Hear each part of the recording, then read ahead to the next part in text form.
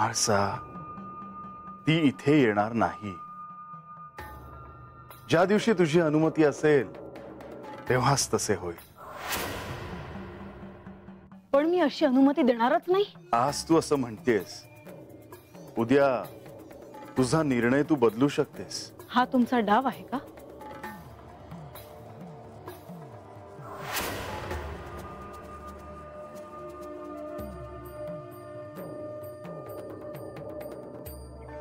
आख्यानाची वेळ झाली आहे, निघूया. तुम्ही विषय टाळता आहात. आपण ह्यावर नंतर बोलू शकतो.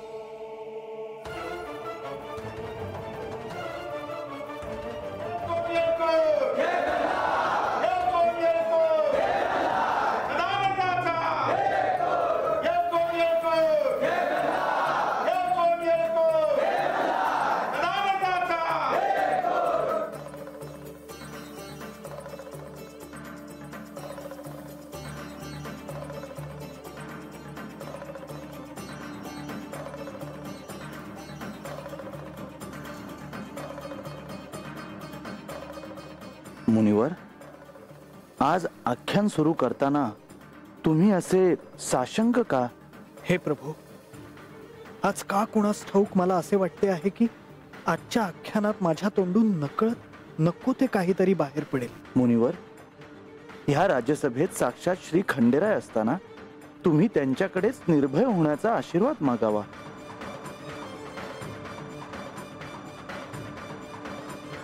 आणि मुनिवर,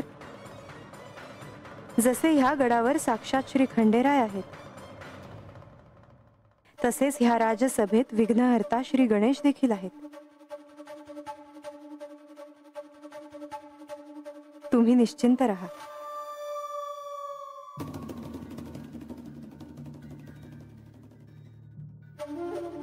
मधुस्फीता वाचा परम अमृतं निर्मितवतस् तव ब्रह्मं किंवागपि सुरगुरोर्विस्मयपदम् मम त्वेतां वाणीं गुणकथन पुण्येन भवतः पुनामीत्यर्थेऽस्मिन् पुरमथन बुद्धिर्व्यवसितः. मुनिवर, आख्यानाला मनमोकळेपणाने सुरुवात करा. जशी आपली आज्ञा देवा. तुम्ही खरोखरच बानूला काही सांगितलं नसेल अशी मी आशा करते. तू निश्चिंत राहा, मी बानूला काहीही सांगितलेलं नाही. देवा, आपली आज्ञा असेल तर पुढच्या आख्यानाला सुरुवात करतो. या आधी आपण आख्यानात कैलासातील शिवसभेचे वर्णन ऐकले. सप्तर्षी श्री महाविष्णू आणि श्री लक्ष्मी देवी यांच्या समोर महादेवांनी मणी आणि मल्लांच्या विरुद्ध युद्ध पुकारले आणि श्री पार्वती देवींनी शक्ती रूपाने श्री महादेवांसोबत या अवतारात असणार असल्याचे सांगितले.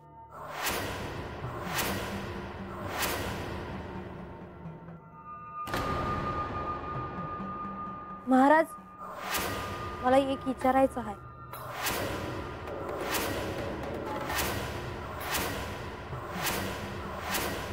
नारायण नारायण. विचार बानू. तुमच्या शंकांचं निरसन व्हावं हाही या आख्यानाचा हेतू आहेच. यातूनच तुम्हाला तुमच्या मूळ स्वरूपाचे आत्मज्ञान होणार आहे. पण मला एक सांग, तुला कोणती शंका आहे? मी देवासनी विचारलं होतं, पर देवांनीच मला सांगितलं का आख्यानामध्ये विचार, म्हणून मी विचारते.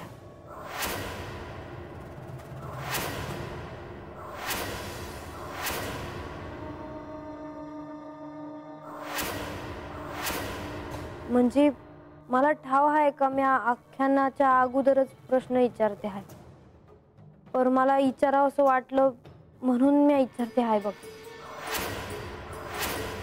नारायण नारायण. आता आख्यान सुरू होण्या अगोदरच बानूच्या मनातील शंकेचं तिला निरसन करायचं आहे. प्रभू, आता आज कोणताही अनर्थ घडू नये म्हणजे झाले. आज आख्यानाच्या आधीच बानूला प्रश्न पडला आहे आणि आज आख्यानाच्या आधीच तुमची आणि तिची भेटही झाली होती. म्हणजे तुम्ही कितीही नाही म्हटलात तरी नक्कीच तुम्ही बानूला असं काहीतरी सांगितलं आहे जे मला ठाऊक नाही. आणि तिला जो प्रश्न पडला आहे त्याबद्दल तुला ठाऊक असेल तर?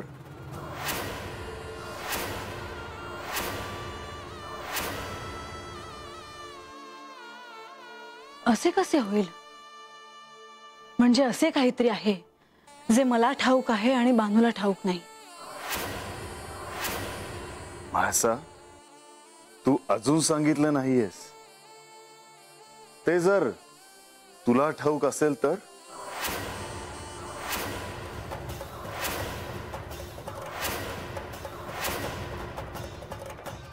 तर मी स्वतः तिच्या शंकेचं निरसन करेन.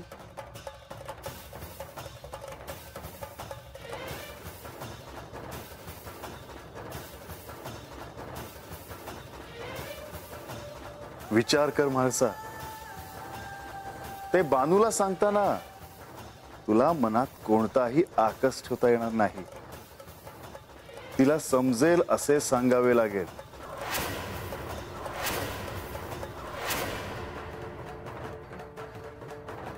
हो, मी तयार आहे.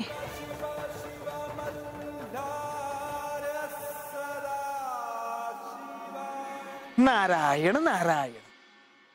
विचार बानू, काय शंका आहे तुला? देवा, मागच्या वेळेला महाराजांनी शिवसभेचं सांगितलं होतं बघा. तेव्हा त्यांनी महादेवांबरोबर पार्वती देवी बी होत्या हे सांगितलं होतं. मला त्यांच्याबद्दल विचारायचं आहे.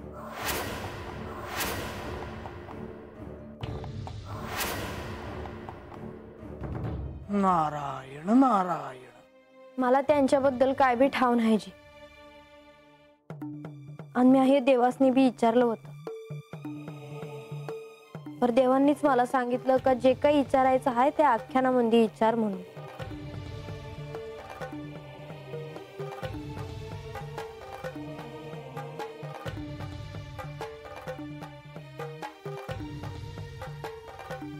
म्हाळसा, मी म्हणालो होतो की अशी ही एखादी गोष्ट असू शकते जी बानूला ठाऊक नाही, पण ती गोष्ट तुला ठाऊक आहे. म्हणजे तुम्हासनी पार्वती देवींबद्दल ठाव आहे म्हाळसाताई?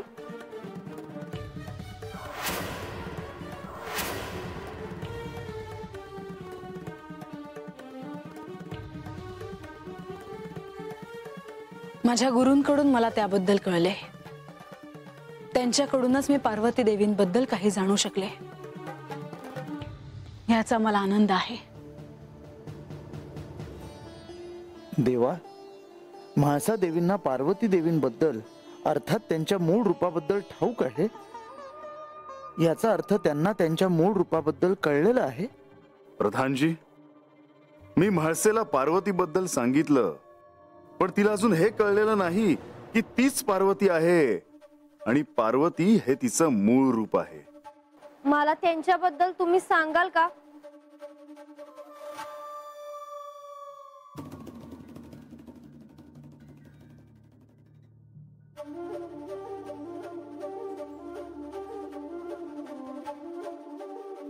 आख्यानात शंकांचे निरसन करण्याचे दायित्व गणेशाकडे होते, पण मी यांना सांगितले की तुला पडलेल्या प्रश्नांची उत्तरं जर मला ठाऊक असतील तर तर तुझ्या शंकांचे निरसन मी स्वतः करेन. मी माझा शब्द पाळेन.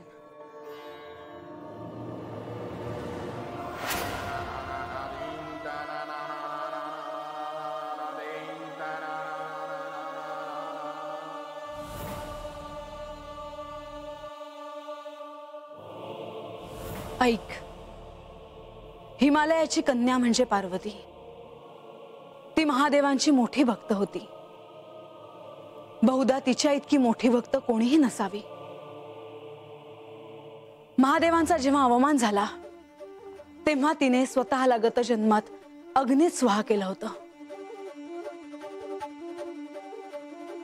त्यानंतर पार्वतीच्या रूपाने तिने जन्म घेतला.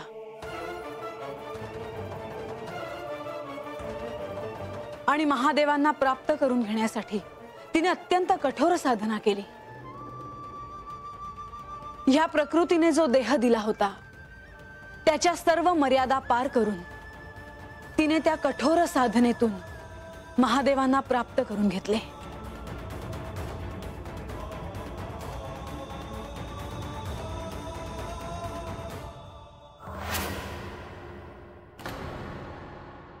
ती एक अशी साधना होती की ज्याची कोणत्याही साधनेशी तुलना होऊ शकत नाही. आपल्या आराध्याला प्राप्त करून घेण्यासाठी केलेली ती कठोर तपश्चर्या होती. आपल्या आराध्यावर इतकं प्रेम करणारं या भूतलावर क्वचितच कोणी असेल.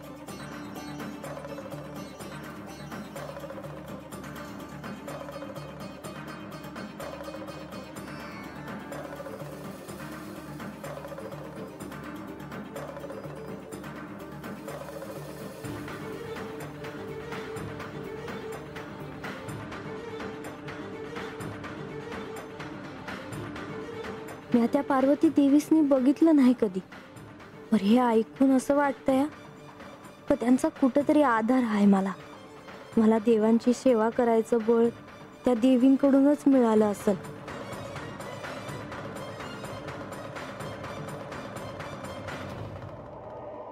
म्हाळसा, तुझ्या डोळ्यात अश्रू?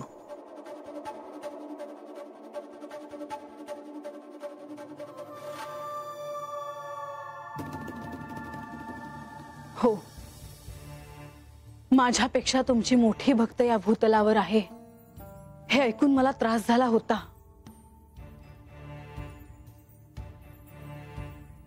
पण आज जेव्हा मी हे बानूला सांगत होते तेव्हा नकळत मला याची जाणीव झाली की माझ्यापेक्षाही पार्वतीने महादेवांची कठोर तपश्चर्या केली आहे.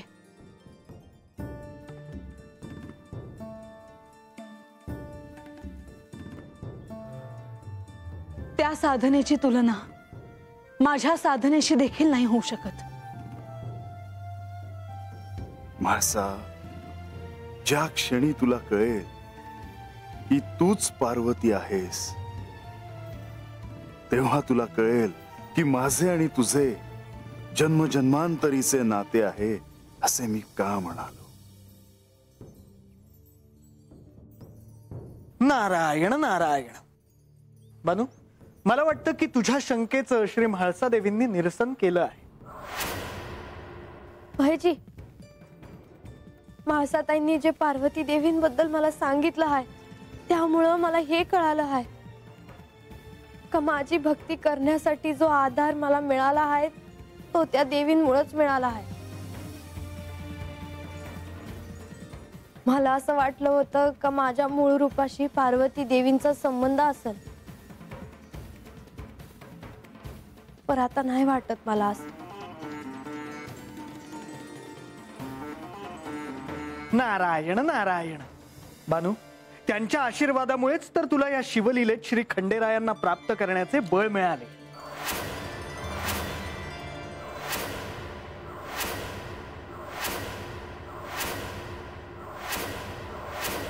पार्वतीच्या आशीर्वादामुळे या शिवलीलेत बानूला यांना प्राप्त करण्याचे बळ मिळाले.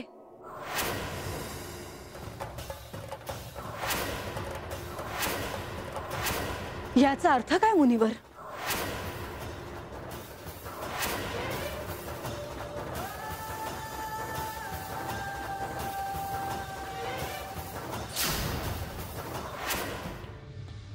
प्रभू, ज्याचे मला भय होते तेच घडले.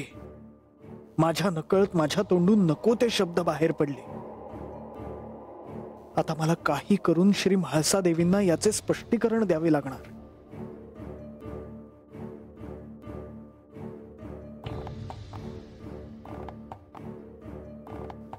शिवाय सर्व मांगल्ये शिवरूपे जगन्मये शिव कल्याण दे नित्यम शिवरूपे नमोस्तुते.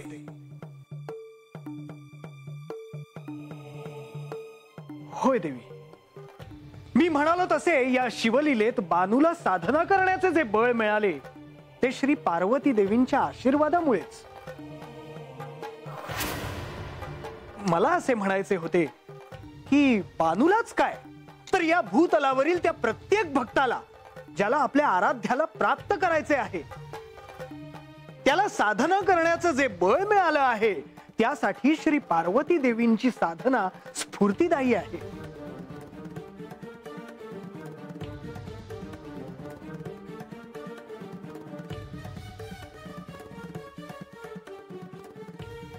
ओम एकदंताय विद्महे वक्रतुंडाय धीमहि तन्नो दन्ति प्रचोदयात.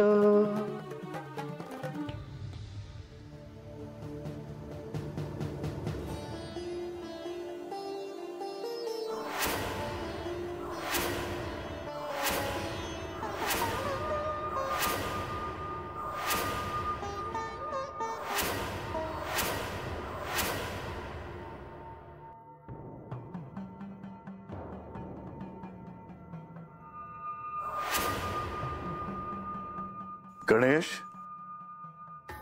काय झालंय? तुम्ही बोलत का नाही? तुम्हाला काही सांगायचे आहे का?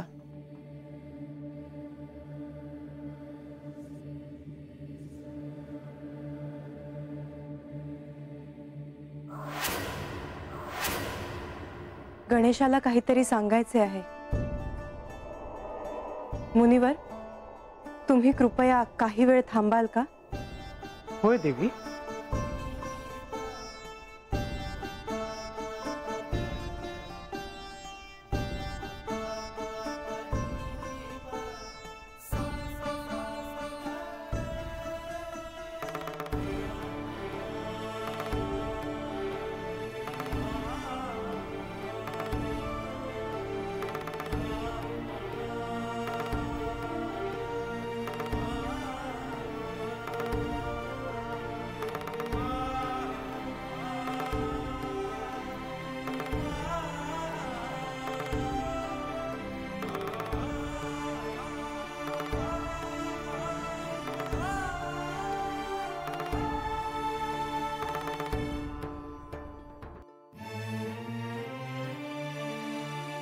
काय झालं तुला? तू का असं करतोयस? तू कोण आहेस ते तुला का नाही आठवत?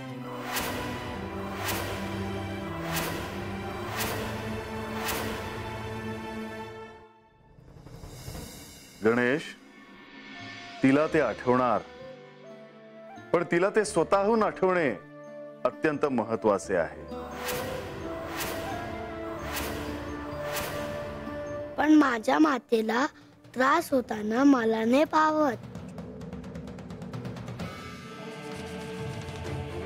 शांत हो गणेश, तुझ्याकडून हे अपेक्षित नाही. नाही, मी काही ऐकणार नाही.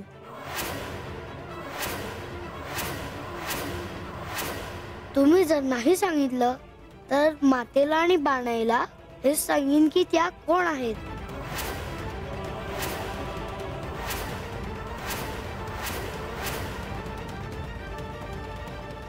नाही, तू असे काही करणार नाहीस. मी सांगणार.